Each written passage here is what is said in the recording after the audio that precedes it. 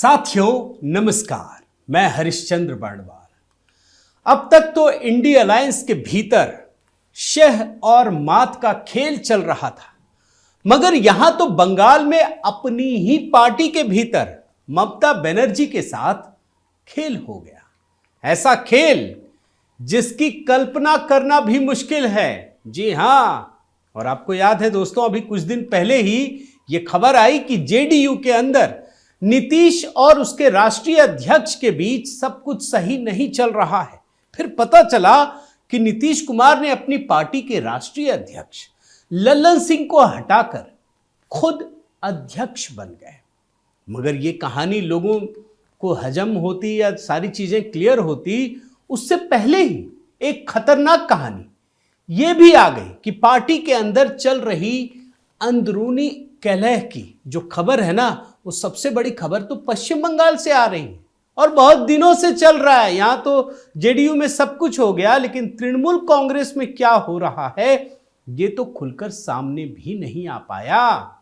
जानते हैं, ममता बनर्जी को उन्हीं की पार्टी तृणमूल कांग्रेस में हाशिए पर धकेलने की खबरें आ रही हैं, और ये सब करने वाले कोई और नहीं बल्कि उन्हीं का भतीजा अभिषेक बनर्जी, उन्हीं का नाम आ रहा है। और तृणमूल कांग्रेस के अंदर ममता बनर्जी और अभिषेक बनर्जी के जो लॉयलिस्ट हैं, उनके बीच चल रहे घमासान के बाद पार्टी की तरफ से एक बयान जारी किया गया है। बड़े ध्यान से इस हेडलाइन को पढ़ लीजिए, क्या लिखा है। Mamata Banerjee has first and last word, Abhishek her general, Trinamool Congress. कुछ समझ में आया आपको? इस तरह की भाषा या लिखने की क्या जरूरत है? दरअसल पार्टी ने अपने बयान में कहा है कि तृणमूल कांग्रेस में पहला और आखिरी निर्णय ममता बनर्जी का ही होगा। यह कहने की जरूरत थी क्या? लेकिन कहा गया, और यह भी कहा गया कि अभिषेक बनर्जी सिर्फ ममता बनर्जी के सिपह सालार हैं, और जो ममता बनर्जी कहेंगी वही अभिषेक बनर्जी करेंगे। पार्टी का यह बयान ममता बनर्जी और भतीजे अभिषेक बनर्जी के बीच 2 घंटे तक चली बैठक के बाद आया है, और यह बैठक 2 जनवरी को ममता बनर्जी के घर पर हुई। दोनों के बीच यह बैठक एक लंबे समय के बाद हुई है, यह भी आप जान लीजिए। पिछले कई सालों से तृणमूल कांग्रेस के अंदर सबको ममता बनर्जी के एक अघोषित निर्णय बता रहा हूं, लेकिन सबको पता है कि अभिषेक बनर्जी ही ममता बनर्जी के बाद पार्टी की कमान संभालेंगे। लेकिन अभिषेक बनर्जी ने अभी से ही लोकसभा चुनाव के लिए सारी जिम्मेदारी अपने हाथ में ले ली थी। तृणमूल कांग्रेस के लिए चुनाव लड़ने की रणनीति और निर्णय वो खुद लेने लगे थे। लोकसभा चुनाव सामने है, और इसी रणनीति के तहत अभिषेक बनर्जी ने ये घोषणा कर दी थी कि पार्टी में जो भी नेता वृद्ध हो चुके हैं, पुराने हो चुके हैं, बुजुर्ग हो चुके हैं, उन नेताओं को रिटायरमेंट लेना पड़ेगा। अब इससे पार्टी के अंदर ममता बनर्जी के जो खास नेता हैं, उन्हीं के दरकिनार होने का खतरा नजर आने लगा। अब ममता बनर्जी जहां अपने लॉयलिस्ट को, जो नेता थे, उनको दरकिनार नहीं करना चाहती हैं, वहीं अभिषेक बनर्जी क्या चाहते हैं, जो ये उम्र के आधार पर ऐसे नेताओं को रिटायर कर दिया जाए और उसकी जगह जो उनके खास नेता हैं उनको पार्टी में शामिल करें और अपनी स्थिति पार्टी में मजबूत कर ले। अब इसमें बड़ी कहानी है, मैं आपको बहुत सारी कहानियां सुनाऊंगा, तब आपको ये पता चलेगा। लेकिन पार्टी के अंदर ममता और अभिषेक गुट के बीच का झगड़ा जो है, वो 1 जनवरी को पार्टी की स्थापना दिवस के समारोह में सार्वजनिक हो गया, सबके सामने आ गया, जो पिछले कई महीनों से पर्दे के पीछे चल रहा था। और जानते हैं दोस्तों, सार्वजनिक रूप से दोनों गुटों के बीच झगड़ा इतना बढ़ गया कि दोनों ही गुट के नेता एक दूसरे के खिलाफ बयानबाजी करने लगे। ममता बनर्जी के खास फिरहाद हाकिम, पार्टी के राज्य अध्यक्ष सुब्रत बख्शी, तपस राय, गौतम देव, नारायण गोस्वामी जैसे नेता और अभिषेक बनर्जी के खास कुणाल घोष एक दूसरे पर ही सीधा निशाना साधने लगे, और पिछले कुछ महीनों से ममता बनर्जी और अभिषेक बनर्जी के बीच दूरियां इतनी बढ़ गई थी कि अभिषेक बनर्जी ने पार्टी में संगठन के काम को देखना पूरी तरह से रोक दिया था, जिसका असर जो है लोकसभा चुनाव पर पड़ना तय था। और ममता बनर्जी परेशान थी और इसीलिए आखिर में ममता बनर्जी ने अभिषेक से 2 जनवरी को बातचीत करके दूरी को कम करने का प्रयास किया। यह ममता बनर्जी की वैसे मजबूरी भी बताती है कि वो अभिषेक के ऊपर कितना निर्भर हो चुकी है और इसी का फायदा अभिषेक बनर्जी उठा रहे हैं। तृणमूल कांग्रेस पर अपना अधिकार समझने वाले अभिषेक बनर्जी किस तरह से पार्टी पर अपना वर्चस्व बनाए रखने की महत्वाकांक्षा को पूरा करते हैं, अब इसकी तस्वीर दोस्तों अगले कुछ महीनों में ही साफ होगी। लेकिन परिवार के ही सदस्य को पार्टी की कमान सौंपने वाली इन पार्टियों का इतिहास बताता है कि ऐसी पार्टियां लोकतंत्र में चुनाव से सत्ता तो पाती हैं, लेकिन पार्टी के अंदर राज सत्ता के नियम कानून चलाती है। मतलब समझ रहे हैं, कहते लोकतंत्र है लेकिन अंदर क्या है। और इंडिया अलायंस की सभी पार्टियों में नेतृत्व परिवर्तन के लिए राज सत्ता के कानून ही चलते हैं, नियम चलते हैं।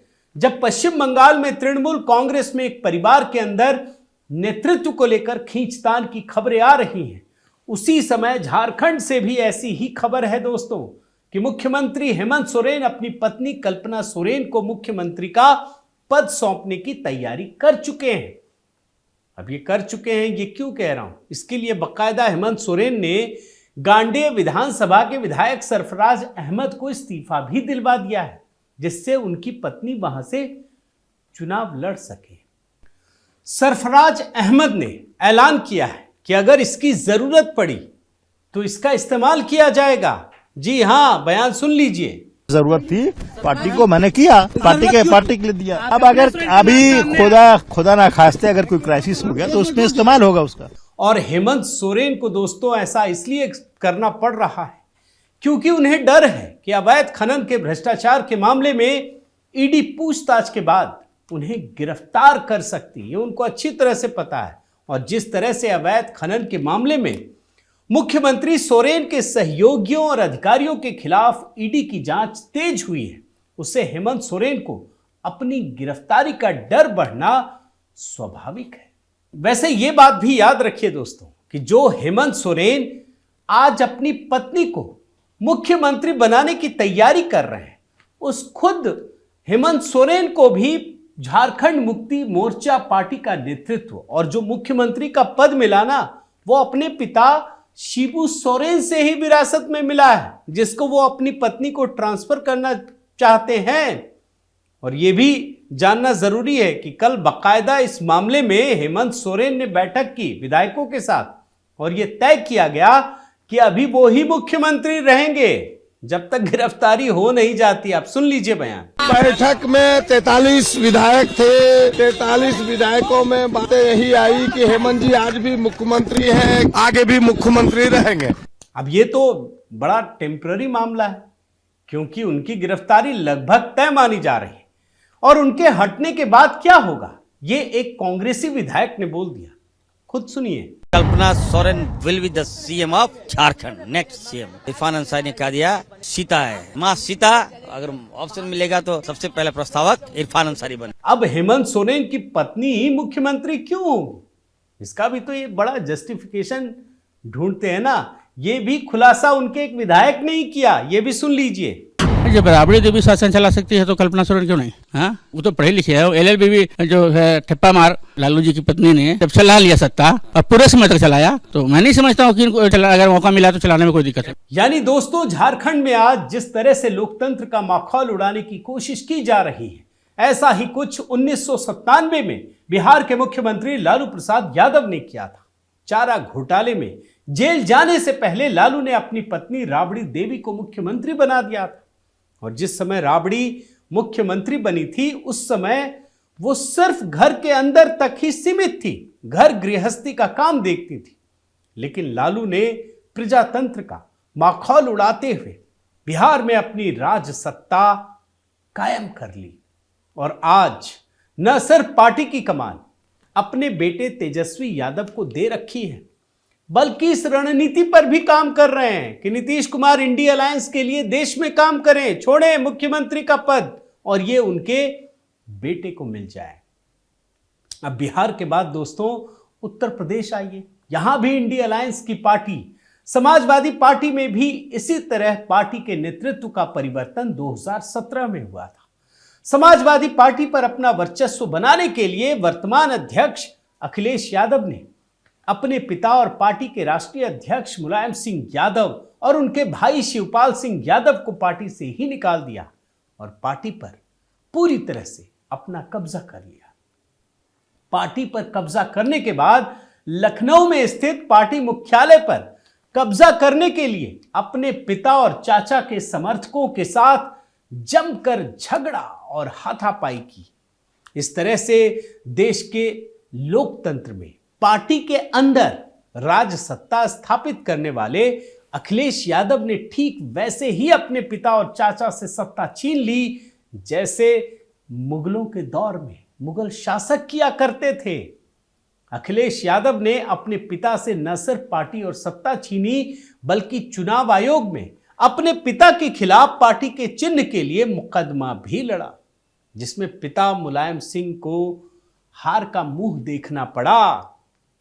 और इंडिया अलायंस में दोस्तों पार्टियों में एक ही परिवार के अंदर पार्टी की सत्ता इसी प्रकार से बनी रहती है। इसके लिए लोकतांत्रिक पर्दे का इस्तेमाल किया जाता है और उसके पीछे राज सत्ताओं की तरह सत्ता परिवर्तन के लिए साजिशें रची जाती हैं। इस साजिश में रिश्तों की भावनाओं का खून तक कर दिया जाता है। जब अखिलेश यादव ने अपने पिता को पार्टी से बाहर निकालकर उन्हें लगभग एक बेचारा और लाचार व्यक्ति बना दिया था, तब मुलायम सिंह यादव ने 2017 में समाजवादी पार्टी की हार पर कहा था कि यह हार पिता को दर्द देने के कारण हुई है। और यही राजसत्ता उत्तर प्रदेश की बहुजन समाज पार्टी में भी है, जो पार्टी समाज के बहुजन के कल्याण का काम करने का दम भरती है।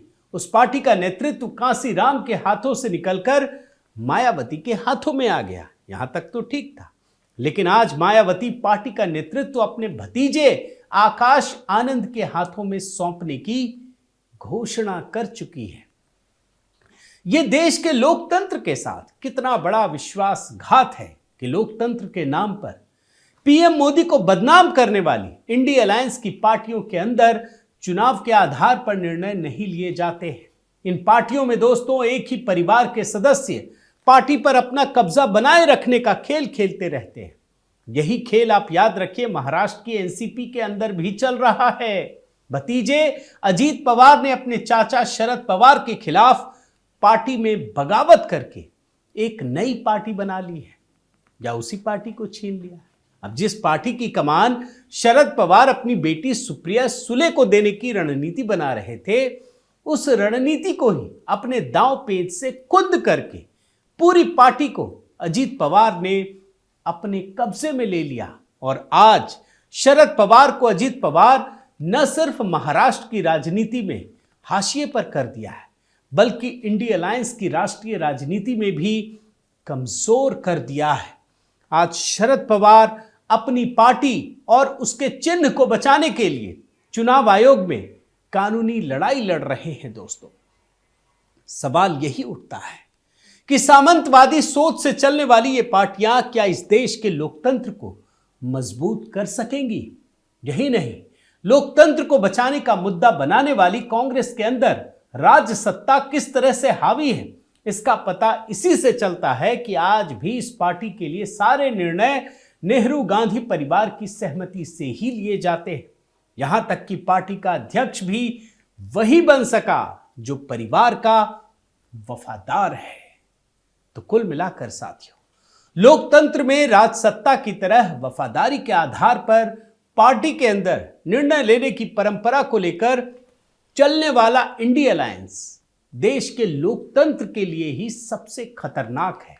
और जब ये पार्टियां लोकतंत्र से राज्य या देश में सरकारें बनाती हैं, तो लोकतंत्र के सभी नियम कानून लॉयलिस्ट्स की भेंट चढ़ जाते हैं, वफादारों की भेंट चढ़ जाते हैं, जिससे भाई भतीजावाद और भ्रष्टाचार जैसी बुराइयां पूरे तंत्र को दीमक की तरह चाटना शुरू कर देती हैं।